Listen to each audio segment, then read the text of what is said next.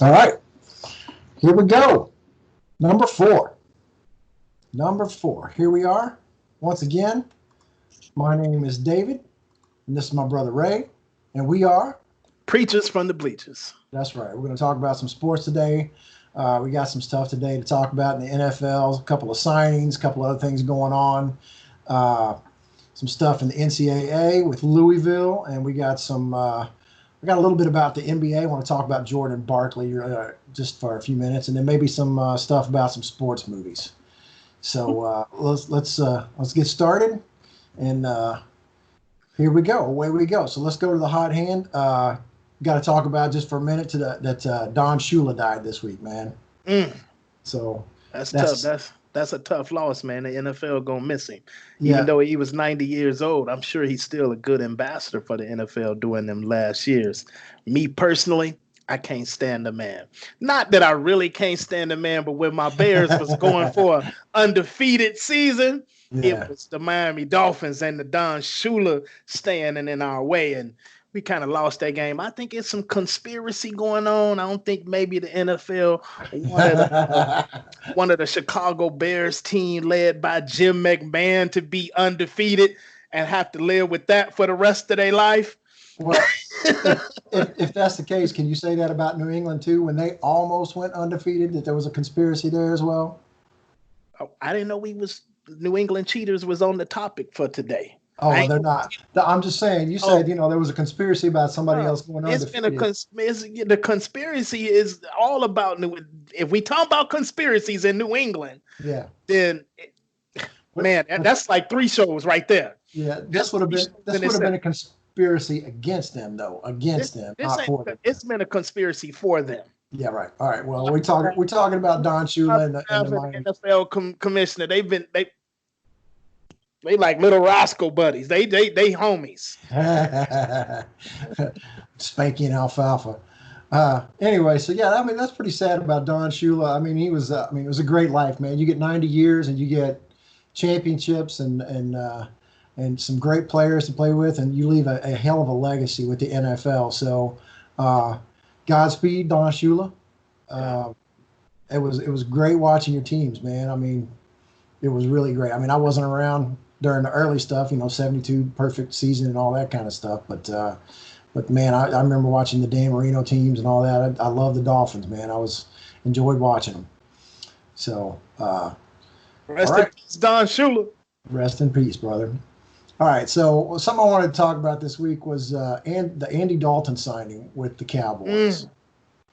So you're gonna jump right into that, huh? I am. I because I love it. I really love it. I love this signing. Do you love it for Andy Dalton or you love it for the Cowboys? Because I know you ain't a Cowboy fan, so why do you love it? Well, I love it because I like Andy Dalton.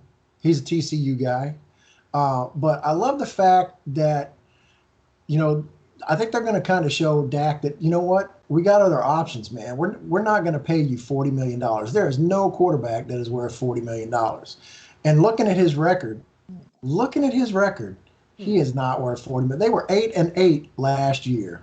That is not a quarterback worth $40 million. He's played 4 seasons. 2 of them arguably pretty good, and 2 of them so. Got 2 division titles out of his 4 seasons.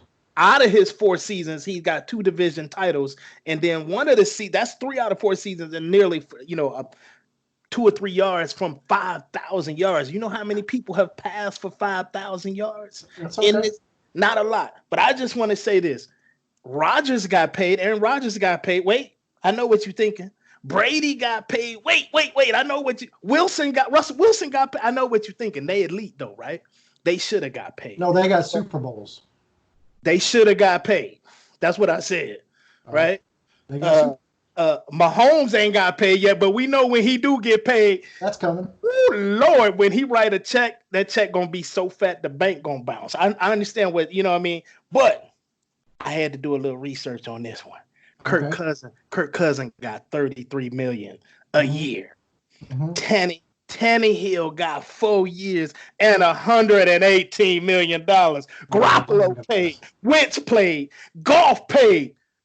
I'm gonna go out and say that his 4 years is damn sure better than Wentz's 4 years. I don't care that you injured. Injured is part of the game.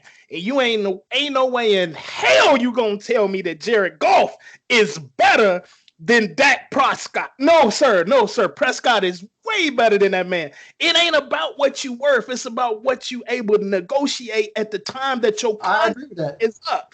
And at this time, quarterbacks are getting more than 35 million. Pay that man 40 million. And first of all, Dak ain't even trying to break the bank with the 40. He asking for 40, knowing that he gonna get 35 or 36. What he's asking for is a 4-year deal.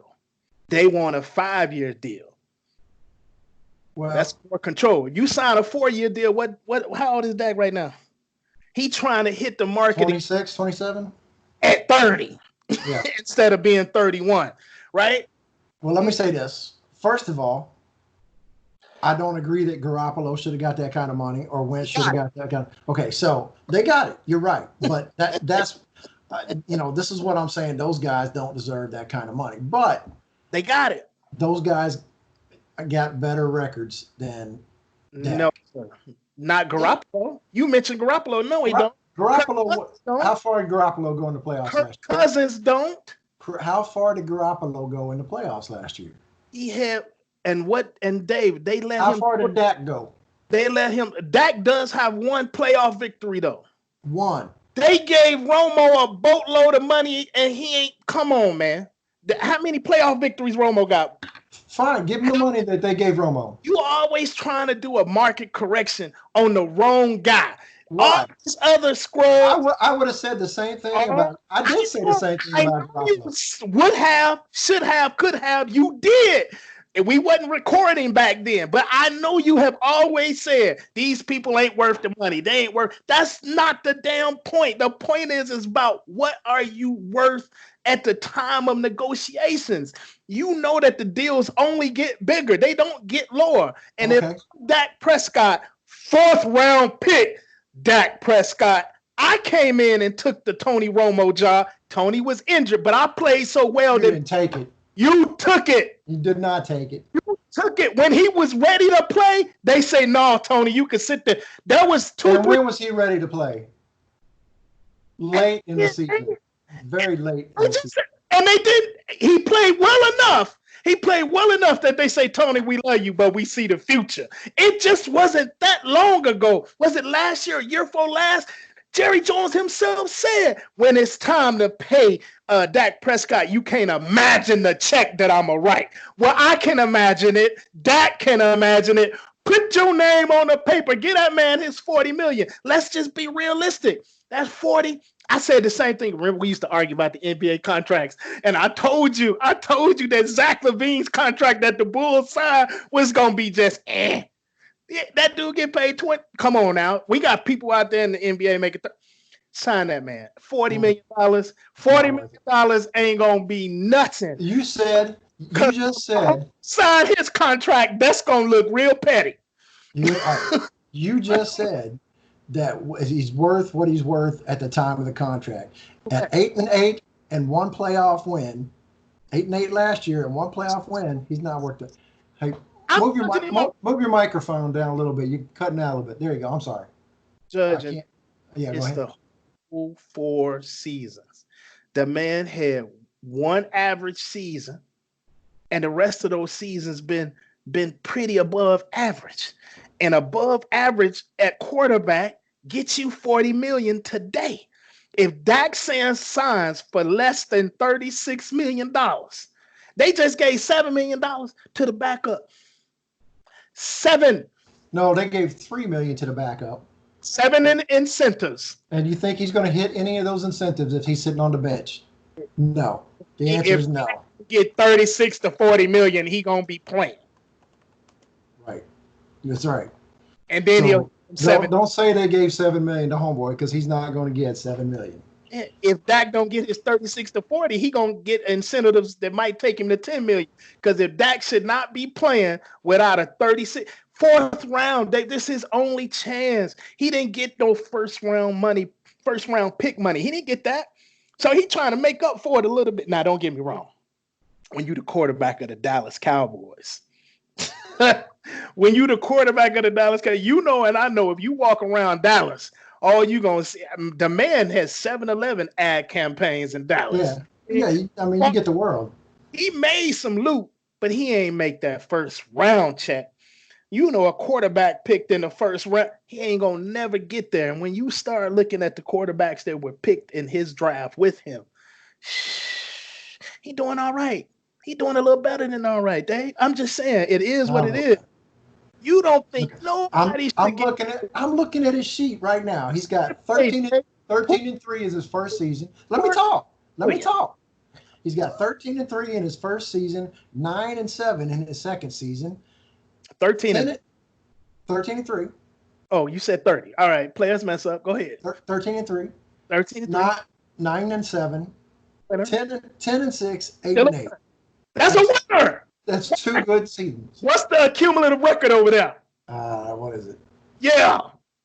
Winner. 40 and 24. 40 and 24? Well, and most of that was in the first season.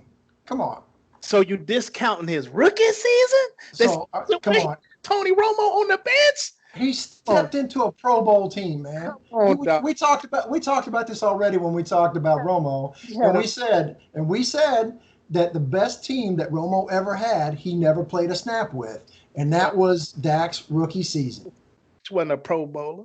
Jason Garrett held him back as far as I'm concerned. We finna really see him take off. Now we got somebody that know a little something about some offense. Because Jason Garrett was real conservative. While we on this, I don't understand why men do this.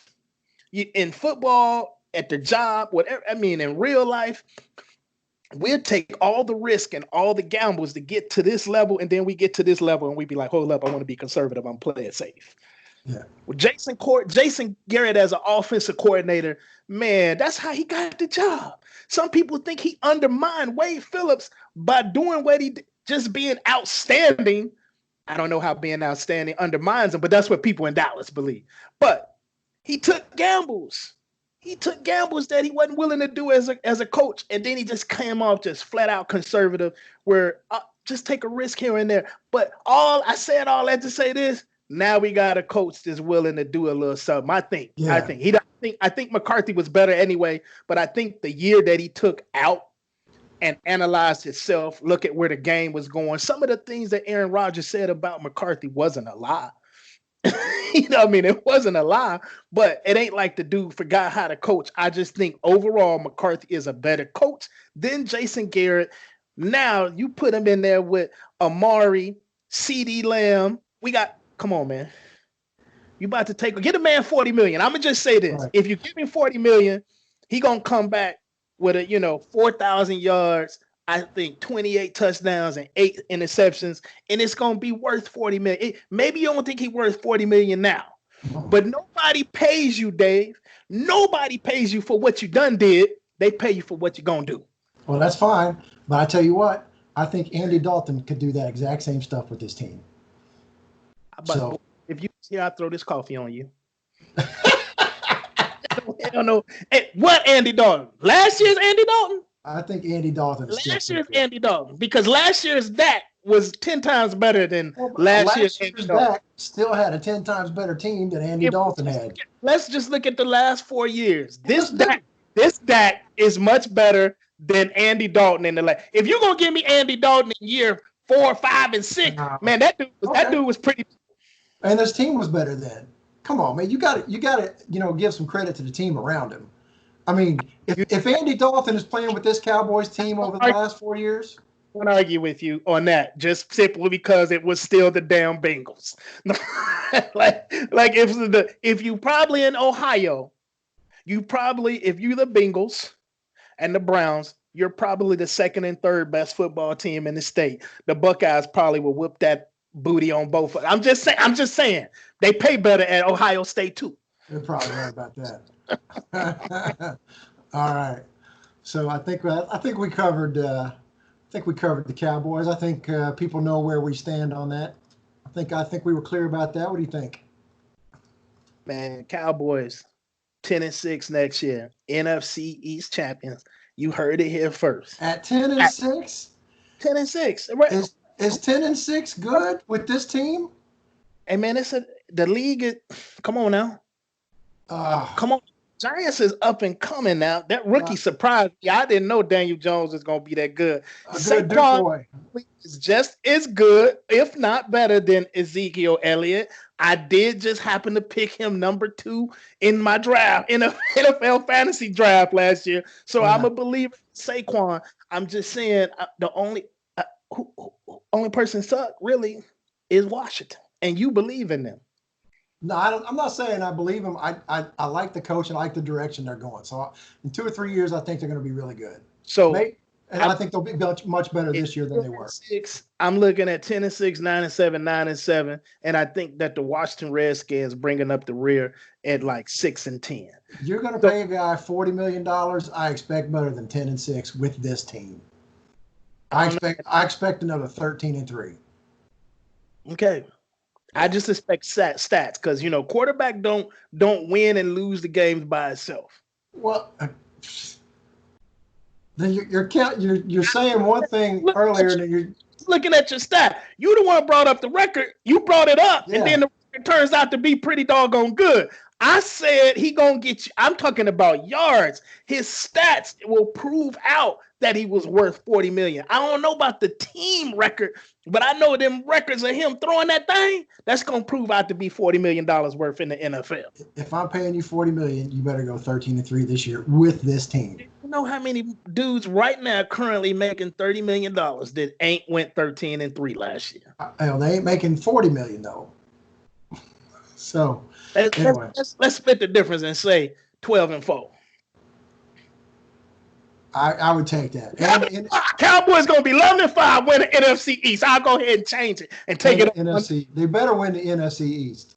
They better win the NFC East. You can't be the highest. I'm not gonna do that now. If you the highest paid quarterback in the division, you have to come with it. If you and you in the NFC East, you know how to back in the day, Tex Schramm stuck them in that East Coast market to get all that pub and all that. You gonna have to put out. You know what I mean? This is my whole thing about any quarterback. I argued with Aaron Rodgers about with the Aaron Rodgers thing and them not drafting the receiver. Once you pay the quarterback, hey man, you're gonna have to play with one less wide receiver and one less tight end. That's just how it works. Everybody can't get paid. So that same thing I said about Russell Wilson. Once we give you the money, who Russell Wilson throw to? I would not. I don't want them cats on my team, and my team suck. I don't want Baldwin. No, dog. But you're not gonna get too many Pro Bowl wide receivers and pay them, and you get paid. Like right now, I don't even know. I would really like to take a look at how they paid all them linemen, how they gave Amari $100 million, like something in them contracts where we gonna look up 2-3 down years down the line. They're gonna be like, cut, you're released, we're done with you, because they don't make sense how they got 3 linemen that got paid. Yeah, you know what it is though. It's like college ball when you got the local butcher paying them in some steaks, and then the car dealership giving them a Mercedes. Right? Yeah, that's what it's like. That's how the extra money's coming in. That's how they're covering that nut. That's how they're doing it. So speaking of Seattle, I was going to bring up Marshawn Lynch. Marshawn Lynch is thinking about returning to Seattle. I'm like, man, I don't know how you can still be a running back with no legs. Key word is running, right? Yeah. We already seen this comeback. Yes. I like Marshawn as a people, and I loved him as beast mode, but beast mode is now least mode. That ain't there no more. That beast mode is gone. So like, he coming back to do what? To be a third stringer? He comes as you know how they had the third string emergency quarterback. He gonna be the third string. He'll be the 4th string emergency running back. I don't think you could put people on the practice squad when they played 10 years. I know. You know, I thought that was for guys in their first 2-3 years. You know what I mean? No to least mode. Least mode got to go home. Yeah, I mean, I respect your career.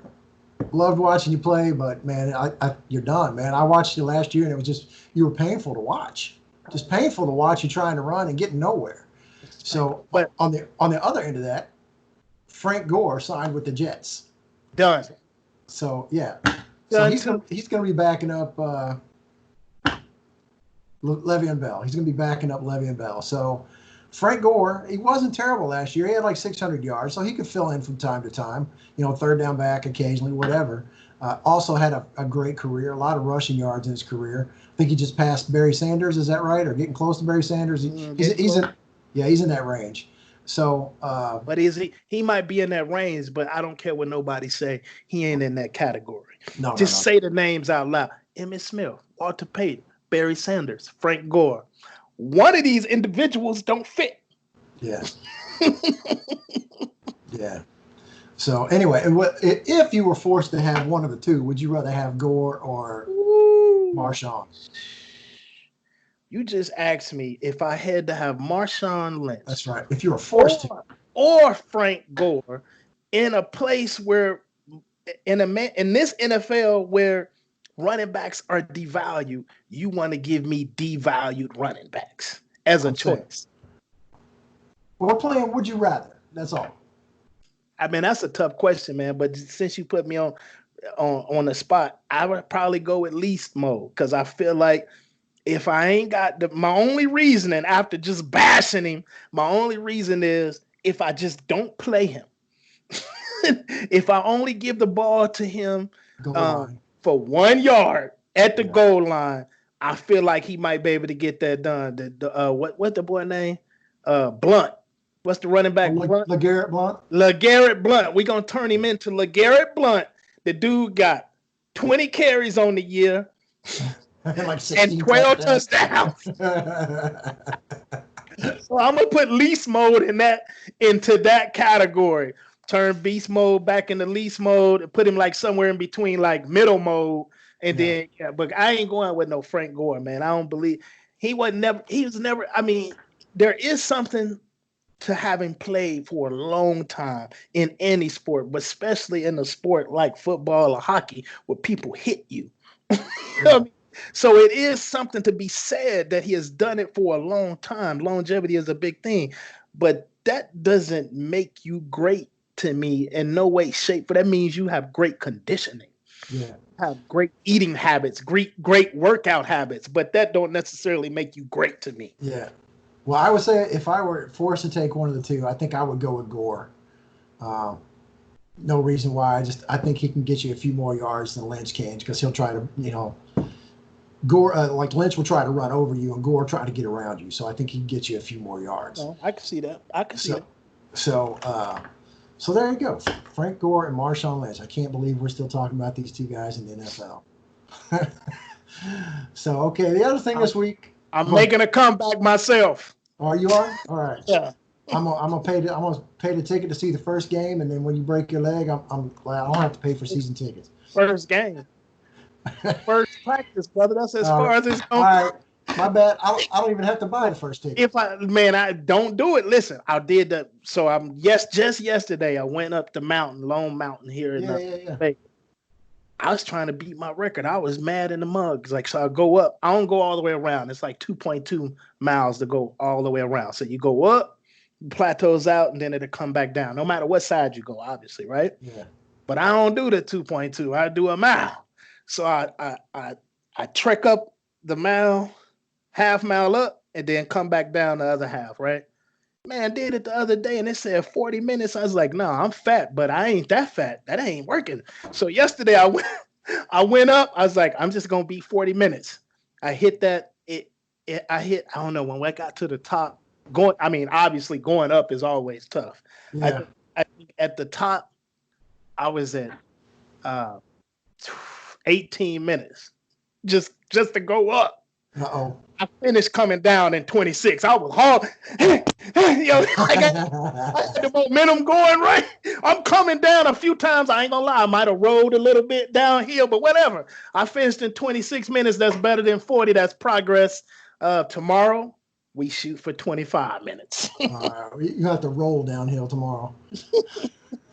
So I've been riding my bicycle a lot lately. There's a trail. I have to ride about a half mile to get to it from here, but there's a trail that can go I think it goes all the way downtown if I can get on it right. There's one part of it that's covered up by water, but I think I can get around that. But I've been riding anywhere from 10 to 15 miles when I go out. So I've probably put about 100 miles on my bike in the last 3 weeks, which is not a lot for most people or that ride a lot, but it's a lot for me. So, but, it's good for it's good for fat people. Yeah, yeah, I've been really enjoying that, man. It's good. Yeah, I might not be.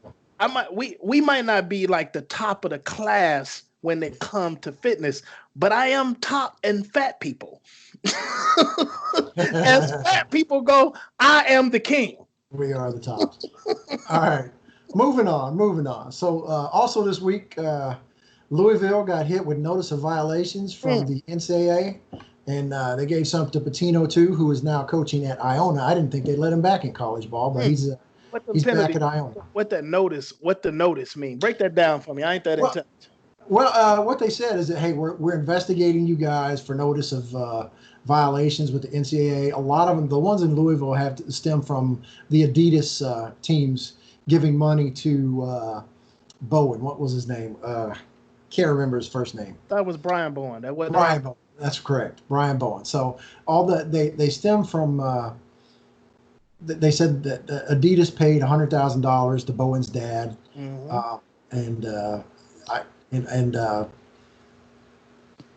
that Coach Pitino didn't do enough to foster an environment where they weren't this stuff wasn't allowed, or people didn't know this wasn't allowed, or that kind of stuff. Which is, Pitino says he knew nothing about that, which is possibly true, but he didn't really keep tabs on the guys that were doing this kind of stuff. Well, he probably didn't really want to know. But I can't accuse him of that. I don't know. That's what kind of I would think. But Rick got caught. Yeah, and that's why I can't believe he's back in college basketball. Rick got caught. He back in college basketball because everybody knows this goes on at some level in all major college sports. I mean, you think? Listen, let's get off the men. Let's get off basketball, football. Ain't no way in.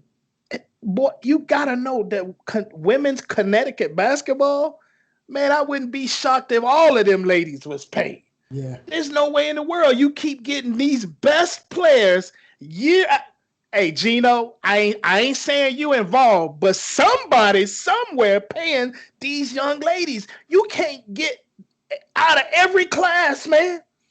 Every class. If it's you get the number one class every year. Not just the number one class, but with you get in 5, you can't get 3 of the top 5 players every year, 6 of the top 10 players every year, bro. And again, Gino, it might not be Gino, but somebody somewhere they got it. Somebody, there's a bag man somewhere behind every program. Whether listen, that I'm a big fan of John Wooden. I try to study the great coaches as much as possible. John Wooden was not clean. He did not. He run his philosophies on basketball and life. They sound great. I would use quite a few of them daily.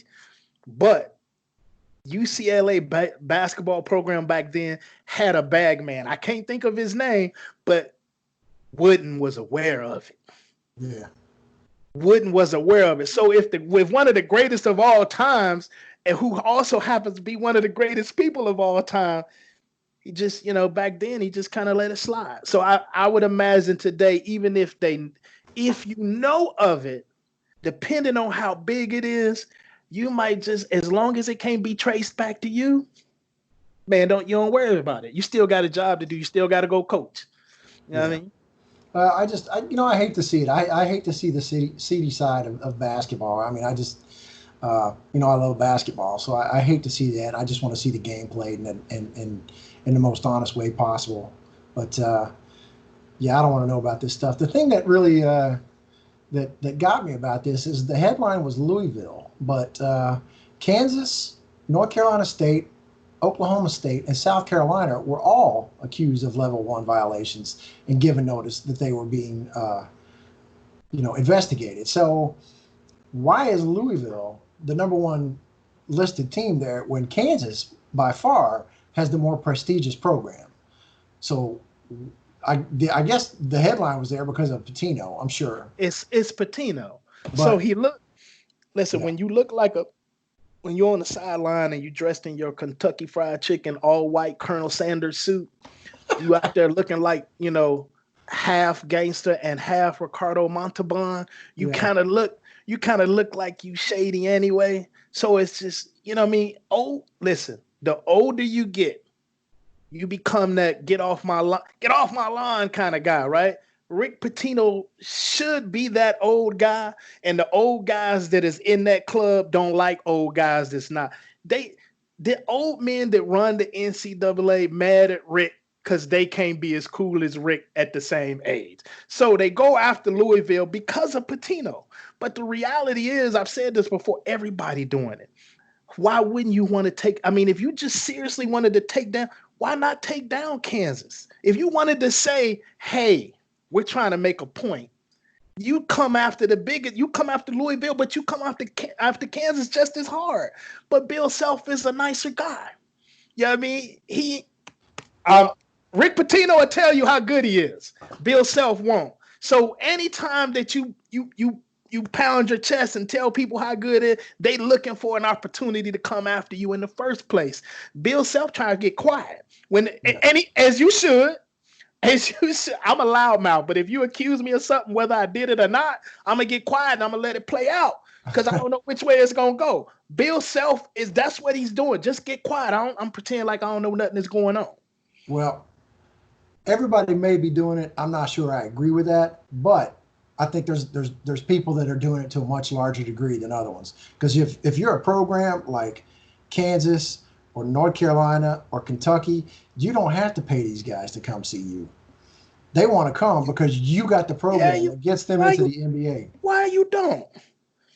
Because we just compete in a different pool of players. No, So if you choosing between Kansas, Kentucky, Duke, and North Carolina, that's just a different pay grade. That's all it is. How many 5-star players are there every year? How many? Do you know? Is there a limit on them? I don't know. Well, we know there's 300 ESPN top 300 players. How many of them are 5-star? Probably 10%. So probably 30, maybe less than that. Probably only 15. But if you go 5 and 4 stars, then probably 35, 40 players. So I think Kansas, Duke, North Carolina, those big programs like that, they got their choice. They might get 2 5s and a 4 and 2 3s, something like, but they pretty much have their choice. Why do you have to pay guys to come see you? Because you might listen. If you got a big man, if you have a point guard, but you don't have a big man, and it's between this school and that school, if it's between, let's say, Wake Forest and Kentucky, yes, I said Wake Forest. I just want to give a shout out right now to my man Olivier Starr. Welcome to Big Blue Nation. You decided to transfer from Wake Forest and come play with a real school. We love you. Can't wait to see you. But back to the story. If I got to compete, if it's Kentucky or North Carolina, somebody paying. You get just a little something, right? I know what you're saying. I'm at Kentucky. I'm at North Carolina. The exposure is the same. But if you the bag man, if you the guy that's making bets or whatever side deals that you do, listen, man, I'm gonna tell this story about high school. I ain't gonna say this name because it's mob affiliated, and I like living. Yeah. Right? But we had a dude on our basketball team. He was, all-star. He played all sports. He stopped playing them after his freshman year just to focus on basketball. Members of the Brotherhood know who I'm talking about right now, right? But he focused on basketball, and he told me one time in his junior year that on like Thursday nights or Friday afternoons before Friday night basketball games, they would just sit around. He just sat at a table with a bunch of people that were mob affiliated, and they would say, how many points you going to score tonight? 30, 20, 40. You know what I mean? He give him a number. They give him some shoes, put a little something in his pocket. That was high school. This dude never made it to the pros. You see what I'm saying? So I'm saying there's people always associated and affiliated with your program. I agree.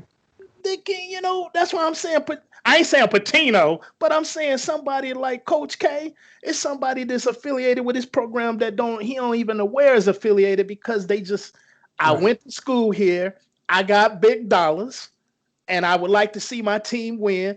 It could be just something as simple as you went to A&M and I went to the Longhorns. I want to beat you every year. It could just be a personal thing. Yeah, man, I gave that dude $50,000 because I'm worth $2 billion. I can give you $50,000 just so I can look at my best friend, my homie, and say, yeah, we got y'all. Yeah, there's people that do that. I'm not saying it doesn't happen. I agree with you 100%. It's out there. It's out there everywhere.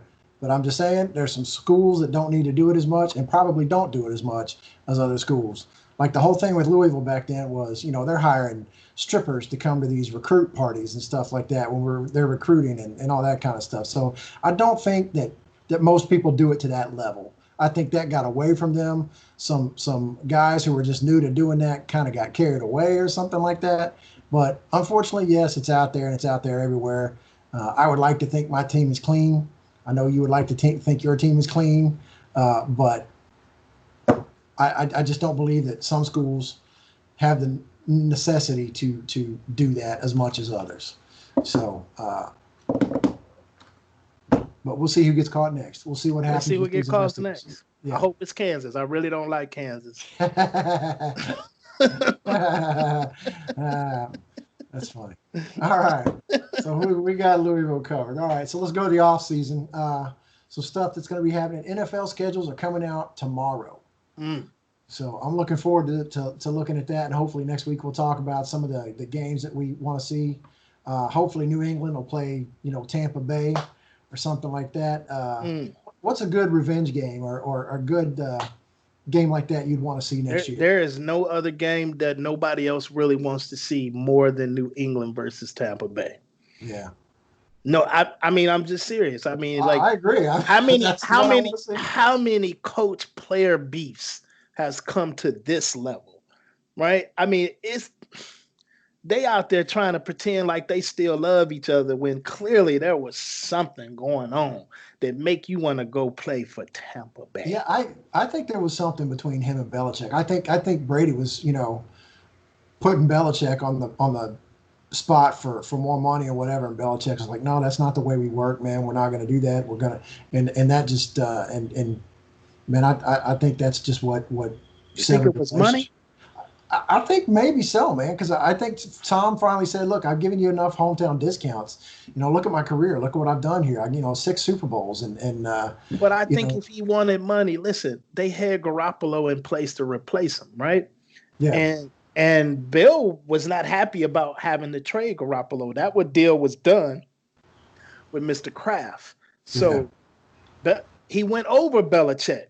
And went to, I don't like this guy being here. It makes me, you know what I mean? So I'm not sure if I'm mad at Mr. Kraft. I appreciate the loyalty because there is none in sports that he just said, you know what? I'm going to go ahead and get rid of my future for my present. In sports, that generally does not happen a lot. So maybe that's what the real true beef is, that you went over my head.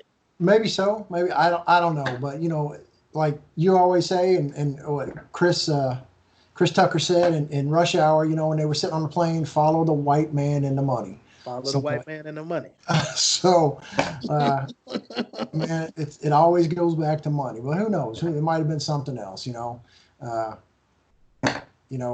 Belichick might have said something about Giselle. He didn't like her hair that day or something. I don't know what. She wasn't wearing it like he liked, but well, I don't know. We'll see in that game next year. But I definitely want to see Carolina play New Orleans next year because Teddy B is going to be quarterbacking the Panthers, and we play New Orleans twice every year. So I'm looking forward to that game.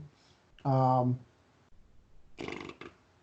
can't really. The only thing I look forward to is, as a Bears fan, is where is Green Bay at on the schedule? It seems like lately we play them early and play them late. I'm sick of that. I want to play Green Bay twice. I want to play them in the first 4 weeks. No, let's make that. Let's play them twice in the first 10 weeks. I don't want to see them in the last 6 weeks. I just don't. I'm sick of that. I'm sick of Yeah. that. I I'm you sick of know that. I kind of like what they've done over the last few years, especially with like I because I'm in Dallas, I pay attention to what goes on here. Is that they play to get people really interested in the season right off. They play division games straight away. Hmm. Like it's always the But Cowboys open against the Giants, and then at the end of the season in weeks 14, 15, and hmm 16, it's always the Skins but who and ready? Philadelphia. Who ready Well, in the beginning? nobody really, but you want to beat your division opponent in the first couple of weeks. You want to lay down the law early on, and but that's where the interest comes in the division games. So and they've done that here. I haven't really paid attention They to other have. divisions, They but yeah, have. They have. It's the Giants and the Giants. Excuse me. The Cowboys always seem to be playing either the Giants or the Eagles late in the season yes, when they. I'm just sick of that. I'm tired of that. Let's get these games over with. Like if it was up to me, I'd make you play your division rivals. Or play them all early. well Just play them all well, early. they do play them early because they play them twice. They play them Both once early both games. and Play once late. both games early. No, Make because man, the first 8 games all division rivals. you're still Get it you're out of the way. you're Let's get it still out of the way, man. If you're still fighting at the end of the season to win that division, and that's what makes it exciting. So yo, instead of playing useless games like everybody, I'm not starting this game because we're not in it anymore. Blah blah blah. We're trying out the new guys. It's still exciting to watch when you're still fighting for a division in the last three hurt, weeks of the season. be hurt at the end of the season. I still say if Akeem was healthy for the Bears, we would have got Green Bay in that second game. We might have to bring Spice Adams out of retirement, man. God, dog. I tell you what, if they're not playing division games at the end of the season, I'm not watching that crap. Man, well, I'm just being petty because my team lose to Green Bay. I fully admit this is about pettiness. I'm just tired of losing to Green Bay. As a matter of fact, when we get done, I'm gonna go say some prayers for 2 Chicago Bears. I mean, if we just go, if we can lose every game except for them 2 games, it'll Yeah. be a successful season. I hate them. Gonna make me cuss. I just hate them. And Yeah. if the prayers don't work, I'm gonna do some voodoo. Damn it! You're going down to New Orleans and get you a voodoo doll. I ain't even Yeah. got to. I got my voodoo doll right here. If I am you, if I am Raymond Soapy Shagag, Ain't that even putting my name out on the I'm just post? saying. I'm just saying. If I am you, I'm looking at the schedule for Oakland. I'm sorry, Las Vegas, because I'm going to see who's going to come play in your town. No, because I can't. I can only afford preseason games. So Whatever. that don't. So if you watch preseason games, it don't matter who you watching. But I do. I'm gonna go check out the stadium as soon as Yeah. I can, man. But hopefully they got some $20 nosebleeds. But I don't think that's gonna happen. The tickets here probably gonna be outrageous because just like in Dallas, Yeah. remember when Dallas sucked and Kroger would just buy the rest of the tickets, Yeah. and then it'd be an official sellout. Well, that's So fine. No, I think I'm sure every gonna casino hit all the big casinos. MGM gotta buy a stack of tickets. You know what I mean? Caesars gotta buy a stack. Everybody gotta buy a stack of tickets because we gotta give them out to some of these high rollers. Get up off my table, man. Go see a football game. Well, no, I think that people are legitimately going to buy those tickets because they're going to go to Vegas. Hey, let's go watch the game and let's spend the weekend in Vegas. I think you're going to have a lot of visitors there. Yeah, Because well, it's a it's weekend in Vegas. it's still a destination spot. Yeah, absolutely. But then you got, people here love it. They love having their own team. So not only do they have that, you still got all the Cali people who love the Raiders will come to town. And believe me, brother, if you don't know, it'd be a whole mess of them on Friday. If you one time I was driving out to Prim to go to the Nike outlet and they was coming in town. It was just cars, just just me going on one way. This way. Boy, they come in town in droves on the weekend. And then on Sunday it's the opposite. They be and then come into Vegas is just like so. Yeah, so it's a great location to be honest with you if you're a sports fan. Oh yeah, absolutely. And to be able to pull still from the California market and then whoever the heck is here who just love football, yeah, it's a good time to be a Las Vegas Raider owner. Now, I don't know if they're going to do this or not, but are they putting any sports book inside the stadium? Surely they're not. But that would be awesome. Why? I ain't gonna down the NFL. The NFL, Why? I know why, but why would the NFL? The NFL just now starting to gently hug fantasy football because they gambling in itself. Now the NBA, they all in it. I believe the NBA will get a sports book inside of a stadium before Las Vegas will, just because they all about, we know fantasy is gambling. It is what it is. But the NFL just now starting to warm up to the whole fantasy football, which, in most cases people are gambling with fantasy, but they just now coming to it. I tell you, it would be awesome to go down and get a beer after the first quarter and go like, I'm going to put a bet on the second round of games today. That would be awesome. I would love to do that. That would be so cool. Speaking of stadiums, you heard about Miami? No, what happened there? Oh, they have who gave them like an accreditation of some sorts for they have made plans for the pandemic. If we're opening, they're basically saying, so what Miami has done is they got a 65,000 seat capacity. They are talking about, we are ready to open games. We're ready to let people in. 15,000. They got plans to already space them out. Yeah. On where it didn't say like every 2 seats or how, but they obviously, if you 15,065, they also planning to have specific times that people gonna arrive, so you can't bump into other people and specific interests that you have to come into, right? And they take it one step further. Instead of going to the concession stand, you'll be able to order from your phone and then just walk up to the concession stand and pick it up. They'll tell you when it's ready. Which I don't know why they ain't done that before. First, that should already been a thing. Well, there's certain places where people will come wait on you if you've bought certain amount worth of tickets. Like if you sit in the front row at Mavericks games, they got people waiters and waitresses that come to you. Yeah, but that's I was talking about not that level. We still talking about people who just paying regular NFL stadium prices. So I was talking about this kind of with my boss today. Actually, is that I figured that they'll probably start doing something like that, and then like who gets the tickets. It's kind of a lottery as to who gets the tickets, and then they'll start spacing them out. But that was my kind of thought on it. But I didn't know Miami was talking about. Well, doing they got to do season ticket holders first, right? Yeah. But if I'm a season ticket holder who sits in the front row, I'd be damned if I'm sitting in the bleachers. So either you can give me my loot back, because I paid for seats down there. Yeah. And I know you want to 15,000 getting tickets, you might. I ain't gonna pay for a seat down there, and then you seat me way the hell up there. That ain't gonna happen. That ain't gonna happen, bro. Now, if I pay for a seat up here and you would like to move me down front, I will gladly accept that offer. Well, what I'm saying is that seats are at a premium if only a certain amount of people can get in. Like what we were talking about with my boss was, the Alabama stadium, because his daughter graduated from Alabama. She's going to law school starting this fall there. And she said, well, they got 102,000 people they can get in that stadium. What are they going to do? And I was saying, hey, maybe they'll like put 20,000 in the stadium and space them out or something like that. So we had almost this kind of the same conversation today. But if you're one of the 20,000 people that gets into a 100,000 seat stadium, you're going to pay a little more for the ticket, and you might not get to sit as close as you want. So, and a lot of people are going to make that decision, and most of them will probably take their money back. But, the seats are going to be at a premium.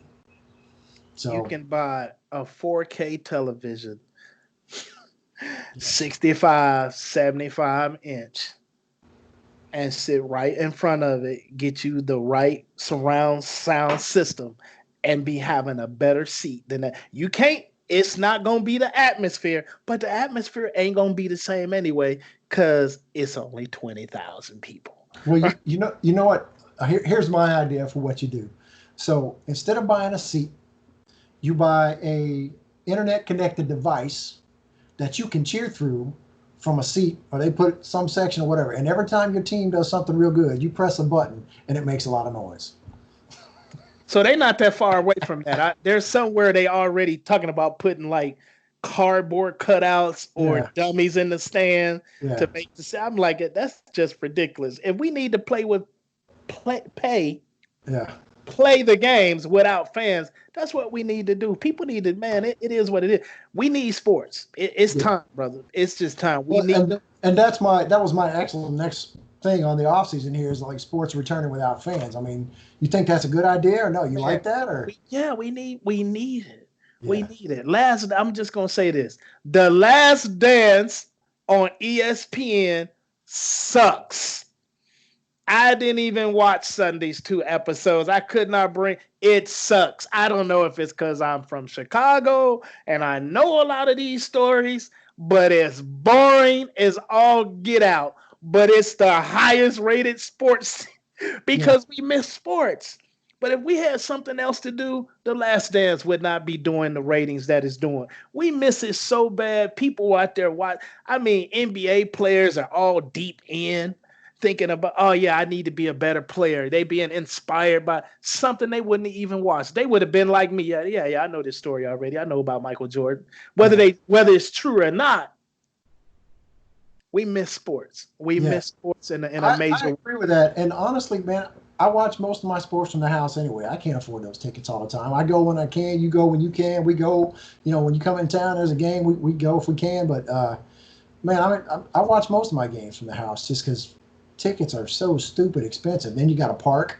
And then if you want something to eat, it's always dinner time when you're going to the game, right? So I mean, it's dinner time or lunchtime. One of them, So, I mean, you can't get out of there for less than $100 each.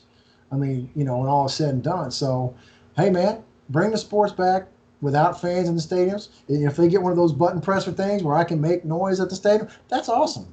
I love that idea. I'll pay $10 for that and watch the game at home. I'd love to do that, man. Make noise. $10, 50. But, whatever. You pay 50? 50 for the season. Nah, it's gonna be. They trying to generate money. 50 for one game. I'm just asking you because I'm thinking it ain't gonna be $10. If what you talking about exists and they gonna implement that, it have to be $50 because we ain't got people in the seats. We trying to generate that money. But they're gonna get more ad revenue because more people are gonna be watching the games from home. Okay. So that the ad revenue is gonna be higher. Okay. So instead of getting 100,000 people watching the game, they're getting 250,000. It's a billion times. The ad revenue money has already been negotiated and is being paid out. That's not a year-to-year thing. That contract has already been signed. I think it's different. I think how you gonna get new ad revenue money, and then you're already inside of that? Because ad revenue is fluid. I'm sure there's something in their contracts if they know what they're doing. So they know at this time they can get maybe $3,000 for 30 seconds for this game. Well, maybe something happens where all of a sudden the station can actually say, "Hey, I want $7,000." Well, listen, let me finish, man. So, and then the NBA says, "Okay, well, I'm not getting part of that $7,000.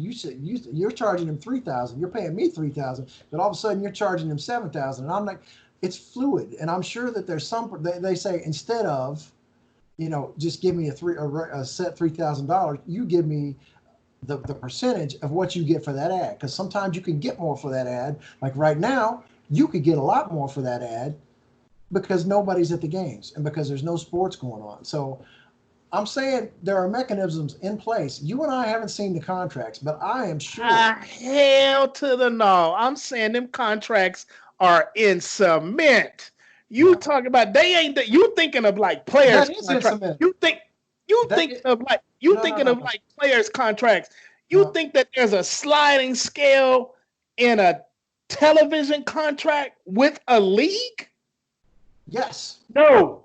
We're gonna find out. You're not hearing what I'm saying. I hear you. I hear exactly. You're not understanding me. I'm saying that when they signed the deal, when CBS signs a deal with the NCAA for football, when Fox signs a deal with the NFL, I'm saying it's a done deal. There ain't no sliding scale. Yes, it's a done deal, but it's a done deal where they say, okay, we're paying you this much. If we get better ad revenue than that, we give you a bigger percentage. Yeah, it's $5 billion. The NFL got I don't know what the number is, but they pay $5 billion. Fox did to get the NFL. It don't go up, it don't go down until the contract is over.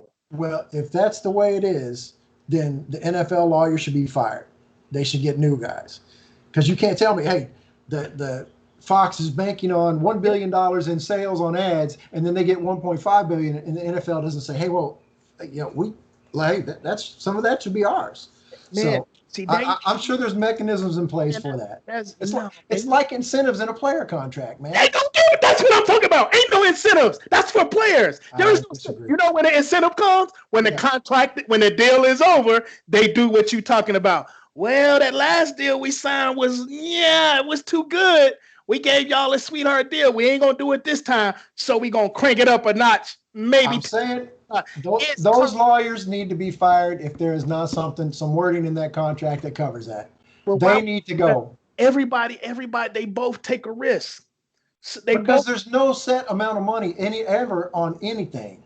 Not on drugs you pay, pharmaceuticals, not on doctor's visits. Hey, you don't have it. I don't have it. I do. You in your I mean, like, I don't have a contract. There's no bonuses, Dave. There's no bonuses in TV contracts with a sports league. There's no bonus. Yeah. I'm telling you, there is something in there somewhere that will do this. I'm telling you. We're going to do the research. We're going to come back next week. If any of the 4 people watching tonight, because we've grown by 1, I'm sure. So last time it was 3. But if any of the 4 people watching tonight have any kind of legal knowledge of the NFL contracts, please let us know, and I'll try to look them up. But if you're a lawyer, tell me that you would be doing the same stuff. You would be saying, okay, well. In the TV contracts, come on, bro. We got to stick to the sports contract. There's no way. They both take a risk, Dave. I understand what you're saying. Yeah. What you're saying might make sense, but there are always clauses in contracts to mitigate risk. Always. So understood. We'll have to find out. Okay. It might. One or the other side might. For example, we already know that the NBA taking money back from the players. I'm just saying that I see where you could come up with the concept and think that might also be the same thing. But in all the times we heard about a TV deal, no one has ever mentioned that. I'm just saying, research or no research, we would know that, but we've lived enough years on this planet about TV deal. Like one of the biggest things that shocked me was that Fox admitted that they will never, ever, ever make the money back that they pay for the NFL, which is the reason they say how they make money is advertising their other shows. Yeah. Like they even put them people in the stands, like they'll put their new TV show, put them in. They don't even sit there in them seats. They just sit there long enough to say, hey, we're watching the game. Come see us Tuesday night at 6, right? Yeah. That's it.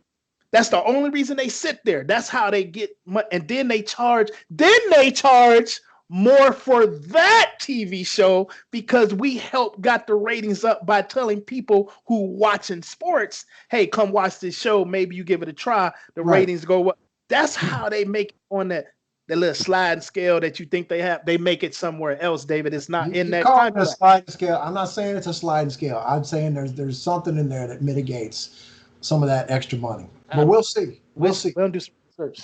All right. Moving on. So the NBA this week, they postponed the draft lottery and the combine indefinitely. They haven't given a date or any of that kind of stuff. So I'm going to miss that. I love watching the combine. Why? You got enough damn people that work in the NBA office, man. What is your scout doing? What's your scout doing right now? What is your scout doing? You have an area scout. Yeah. You have a college scout. You got a pro scout, and they all got.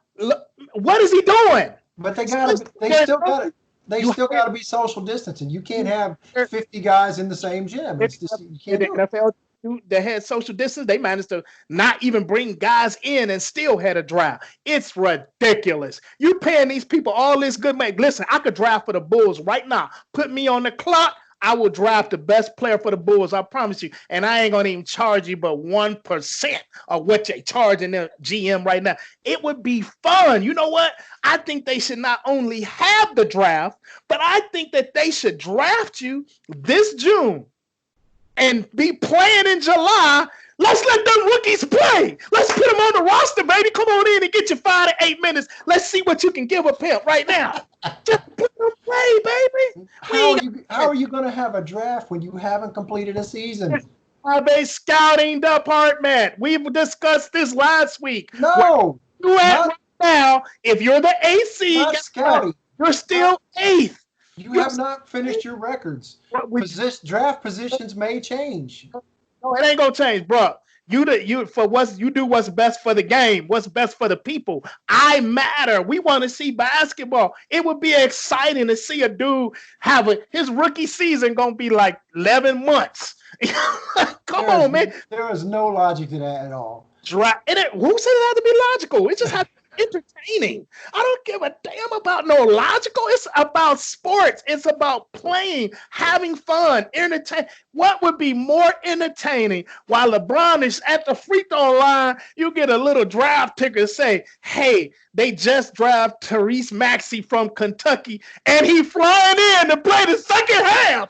That would be awesome. That would, but that's a fantasy, and you know that, and I know that. Hey. It's funny. It's funny. It's really funny. That would be cold-blooded, bro. It would. It would be awesome. I would love to see that, but it's not going to happen. And they got to finish. So they got to at least say, okay, the season is finished now, and this whatever record you have is whatever record you have, and that's your draft position. They got to be able to say that. It's done right now. They should say it right now. Well, I'm saying that's if they did that, then that's fine. If that's what they say. Okay, we're gonna when we resume again, it's gonna resume with playoffs with the standings that are current, and that's your final position. But they have to announce that first. So until then, draft positions are not set, so you cannot hold the lottery. They said. Yeah. They ain't going to be a season. Yeah. So, and they're talking about possibly delaying the start of next season to December, which we already talked about before. That's and I'm fine. fine with that. Yeah. That's fine. That's fine. Nobody watched the NBA but me and you until Christmas Day anyway. Yeah. And but I would love to come to Vegas in September for Summer League. I think that would be awesome. Ooh, even better, October, because it's my birthday and yours. Yeah. Happy birthday to us. Yeah, it'd be nice too. October be banking. Yeah. It's nice. About 80, 85. So for those of you who want to send gifts when it's time, Ray's birthday is October 25th. Mine is Halloween, October 31st. 2 Scorpios on a show. Mm-hmm. So yeah, we might have missed that time. We went with preachers from the bleachers. It could have been just 2 Scorpio. No, preachers from the bleachers is better. It's better. Well, maybe we can do a segment called 2 Scorpios where, people hear 2 Scorpios, they hear freaky stuff, man. Yeah, I guess so. I'm a good saint. I don't do nothing freaky. Well, what I understand is that the Scorpio women are the ones that are freaky. Is that right? That's what I understand. And I have dated a Scorpio before. And anyway, we're moving on. Anyway. So, excuse me. Oh, Jesus. Okay, people aren't going to want to see us just laughing at each other. Anyway, so you get Barkley and Jordan. The friendship, it's sad they're not friends anymore. I hate that, because I love Barkley and I got all the respect in the world for Jordan. But man, I don't really understand why Jordan can't take criticism. I know he was the greatest ever and he had this drive. And what Jordan said, and Barkley said, look, I didn't say anything that Phil Jackson didn't say.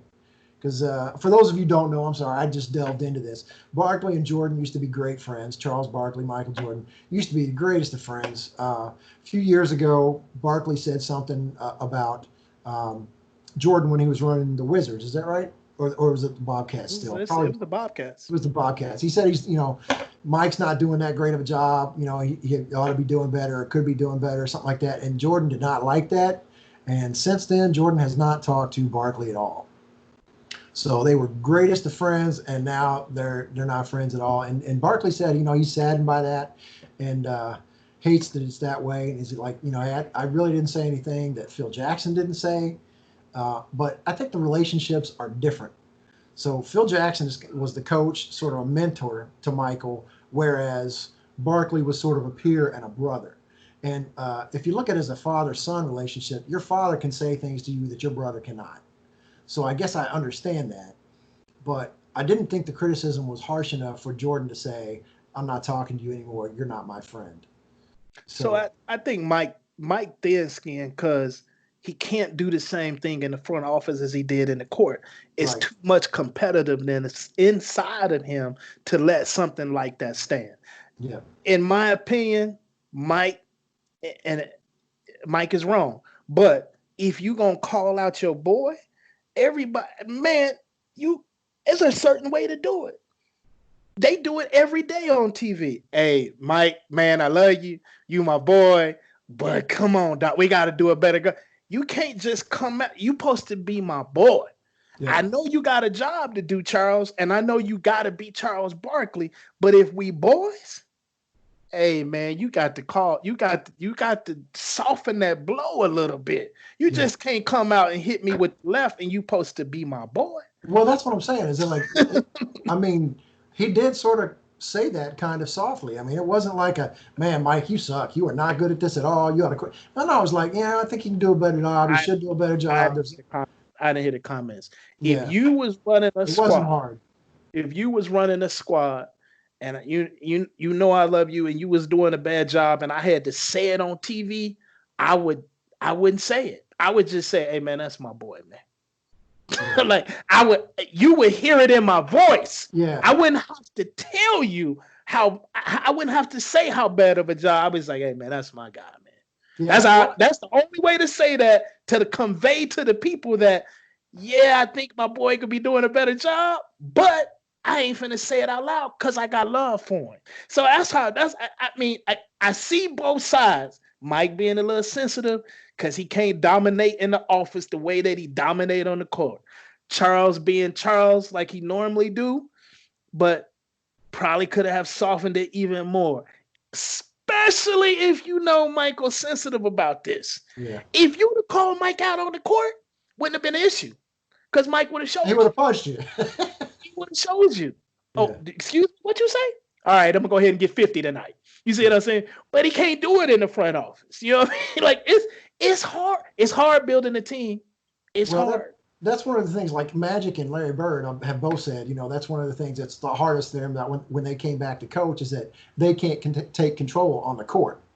They can't do the things as a coach that they could do as a player and go in and influence the game from the court. And when you're great, when you're really great player, it's really hard. Things come to you more naturally and come to you more easily than it does to a scrub. Yeah. So when you're Magic Johnson, remember that little brief stint that he was coaching, he can't understand why the scrub don't see what he would have saw on the court. He don't comprehend that. That's why people like Phil Jackson are great coaches. He was a scrub. I was a good role player. I can see it. I can see it from different angles where, you know what I mean? Like a player that's just busting his butt all the time, but he don't quite have the skill. You know when it's time to put this guy in the game. We need some scrappiness. He ain't got, you know what I mean? Put this guy in the game. I'm kind of like Magic might not understand they don't understand people like Patrick Beverly. That's why Doc Rivers is so good. J.J. Barea is going to be a great coach in Puerto Rico. Yeah. First of all, you got to tell people about J.J. Barea. All right, well, we'll move on to J.J. in a minute, but I was going to say about Barkley, one of the things that former athletes say the hardest thing for them to do when they become people in the media is to do that criticism on former teams and stuff like that. And people don't understand that, hey, this is my job now, is I have to talk honestly and say what I think for real about this team or that player or whatever else. And so that's one of the hardest things, like you were talking about in Being My Boy. You know, the players or the guys that they're criticizing now say, man, what, you're my boy. Why are you doing this? Well, because that's my job now. I'm not, you know, changing our friendship or anything, but this is what they pay me to do.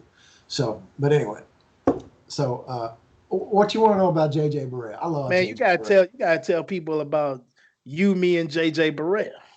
You, me, and JJ. Like, yeah, you think I love Barea. You don't, man, right? Now, it ain't that I don't love him. I'm just saying it at 25 with JJ Barea at 25 and me at 25, I would tear his butter.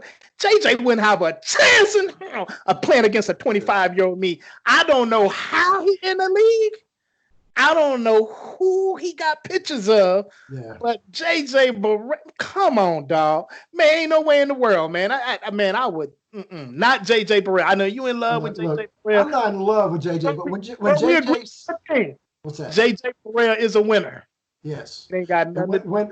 When he steps on the court, all of a sudden they got like a run of 10 or 11 points, man. It happens every time. He hits that outside shot. He makes the great pass. And, you know, you say that when you were 25, you would have taken him easy, but he's beating guys in the NBA now, and he's over 30. I'd Patrick Beverly his ass. Yeah. I'm just telling you flat out right now. But we agree that JJ Barea is always going to be a winner for one reason. What's that? The wife. Oh, Miss Puerto Rico. Oh, Lord, Miss Puerto Rico. Yes, sir. Yeah. JJ, I would stump you in a game, but you're going to always have me beat off the court, brother. Yeah. I remember when the Mavs won the championship, we went down to the parade. I was dating a Hispanic woman at the time, you know, Griselda, you met her. And her daughter, Alejandra, her daughter, Alejandra, made a big sign that said, Te amo, JJ. And number 11 had his number and everything on there. She was up on my shoulders holding the big sign up and stuff. So that was really cool. So I'm always going to be a big fan of JJ Barea. And there's no way I think you could have taken him. But you ain't know me at 25, brother. You ain't know me at 25, brother. You didn't make the NBA. I was a beast. I just ran downhill at my age a half a mile in about 6 minutes. Hey, man, you don't know that the 25-year-old me was a beast. I think you rolled. I don't think you ran. Whatever. I got down. The results don't matter how. Nobody wants to know how the sausage is made. They know it's good. The results, the end results was 6 minutes, and that's pretty doggone good at my age, at my weight, and my knees. I'll give you that. All right. So moving on, let's go on to tailgating. So stuff outside the arena, but so we said we might talk about some sports movies this year at this time. What do you think? Do you have like some favorite sports movies you like? Remember the Titans. Oh, that was a great one. Man, I just like Remember the Titans. I don't even know all the reasons why. I just remember it. It probably because my son Xander, they played like this clip in church. They played a clip from Remember the Titans. Yeah. I wasn't in church that day, right? and Xander looks up. Coach Boone was delivering some speech, and he looks up at his mom and say, "That's Daddy." so maybe Xander has been around a few of my coaching speeches. You know, sometimes they could get, you know, real preachy, hence the term preachers from the bleachers. But so yeah. So maybe that might be the reason why it's my favorite. But you know, I mean, it was good on so many levels. The whole part about with the racism in it. And then having to win. Imagine having the pressure of knowing that you have to win out, no matter what. Yeah. You know? Or you're gone. Yeah. You got to win the championship, or you're done. Or you're gone. Yeah. Yeah. That was a great movie. I've seen it many, many times. I just, you know, it was very moving. I'm a Civil War buff a little bit. I used to be a lot more than I am now, but the visit to Gettysburg, when they went to Gettysburg and he talked about the battlefield and all that kind of stuff, that was really cool. Got to you. Made you feel something. Yeah. So, you know, and I love the relationship between the main two defensive players, man. I kind of think of, you know, them like you and me. Right. You know, and just, you know, Gary Bertier says, I didn't know any better. I was just hating my brother, and so yeah, I'm with you there. I love that movie. So I generally tend to like the comedies a lot more, like sports movies. So I like the inspirational stuff, like The Natural, but and other kind of stuff like that. But I like the comedies, like White Men Can't Jump. That was awesome. Love and Basketball was a good one. That was kind of a rom-com, but it wasn't a comedy. I love Saint Lathan, man, and Omar Epps is one of my favorite actors too. But my two favorites, I'm going to say, probably I watch them anytime they're on. If I'm flipping channels or whatever, was The Replacements with Keanu Reeves and Orlando. What's his name? Orlando Jones. Orlando Jones. Black Orlando. My bad. Yeah, my. Love that movie. It's freaking hilarious. Orlando Jones is so damn funny in that. Jon Favreau is in that. I love Orlando Jones is like. What's his name in the movie? I forget. Clifford Franklin. The football like a one-man cold. Clifford Franklin the only one catching it. Clifford Franklin the only one coming down with it. And the dude can't catch a ball to save his life. He caught one ball because they put stickum on his hands. So he's just hilarious, man. And then Goon. Have you ever seen Goon? Yes. It's a hockey movie. At your recommendation, I watched Goon. I'm pretty sure I watched the first half of it at your house. It is freaking hilarious, and I've watched it probably 7 times, man. It's just really funny. If you're out there and you have not seen Goon, it is a hockey movie with Sean William Scott of Stifler fame from the American Pie movies. But and the hockey's not even the funny stuff. The story is about a bouncer who we can identify with because we were bouncers, but he was so good at fighting that the local team said, hey, you want to come out and try to be a hockey player because our guys suck.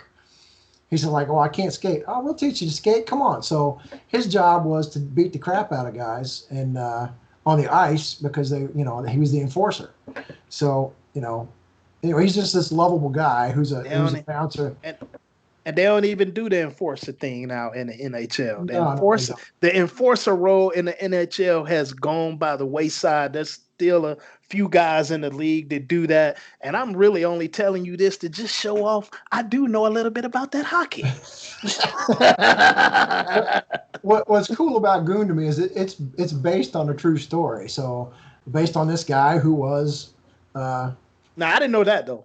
It is. At the end of the movie, they show some clips of the real guy getting in fights and stuff like that, and his friend, who's played by Jay Baruchel, is actually, filming all the stuff when he's talking to him when he's coming off the, ice with these big black eyes and stuff like that. So it's a really funny movie and pretty good. So, anyway, I could talk about sports movies all night long, man. I mean, there's like 100 of them. I just for grins today, I Googled like great sports movies, and there was like 1,000 of them that brought up, and I was like, oh yeah, that one.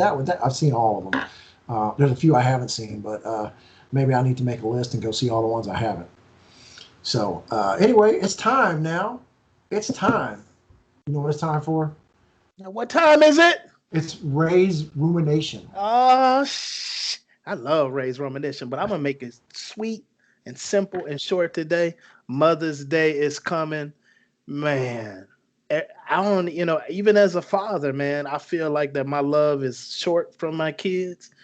But some days I understand it because I love my mom. I hope my mama never dies. If my mama should happen to die, I'm getting in the casket with her. I love my mom so much. And I just want everybody to take something. If you got a mom, some people ain't got their mama no more. Yeah. Right? So if you got a mama and you listen to this show, you just happen to listen to this show before Mother's Day, even if it's after the Mother's Day, whenever it is, whenever possible, please just show your mom some love. That's all I got. All right. Thank you, Ray. Now for David's dialogue, I'm not going to go that deep. I'm just going to say, a lot of states are opening up a whole lot of stuff during the coronavirus now. Numbers are probably bound to go get higher and more deaths and more, people that have the virus. I'm just going to say, hey, if you're one of the people going out there, you got to go to work, or you're going to go out there to the park or the beach or whatever you're going to do, just be safe. stay away from other people. Go out, do the things you want to do. Just stay away from other people. Wear your mask, wear your gloves. You don't need to be protesting anything, up honking your horns at City Hall or any of that kind of stuff. Just go out, do your thing. Just keep your distance from people. Let's try to get this thing over with as quickly as possible. I know it's going to be around for a long time, but if you don't got to be touching somebody, if you don't have to be in somebody's face, just keep your distance. A lot of people making masks now.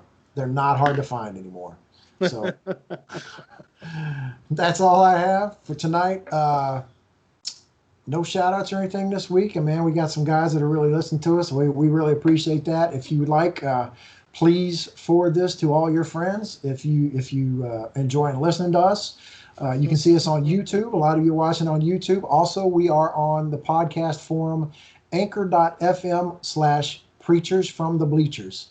So if you don't have YouTube with you on your phone or whatever, you can listen to it. Download the anchor.fm app and bookmark our show. You can listen on that, and you don't have to look at our faces. I don't know why you wouldn't want to. I'm pretty. Ray, you're pretty. I mean, I'm just. Some days, maybe not today, but I did wear this hat because one of our female viewers that actually said she liked to see me in the hat, so I did this just for her. All right, and what else are you wearing today for the first time? Oh, I'm naked from the waist down, player. I'm talking about the headphones, fool. Oh, the headphones. Yeah. Well, this ain't the first time, just the first time on the show. This was a gift for my half birthday from there's a dude I love. Oh, it's from you. Yeah. But they work out nicely. I hope when people hear me, they won't have such that little echo in the background. Again, man, we ain't professionals. We just two dudes talking, trying to do our best, having fun with it. So hopefully this will sound better to people who actually listen to the show. I hope so. So that's our show this week. Appreciate it. I always love talking to you, Ray. I do. So, and we will see you guys next week. All right. Peace. Love you. See you, man. Love you too.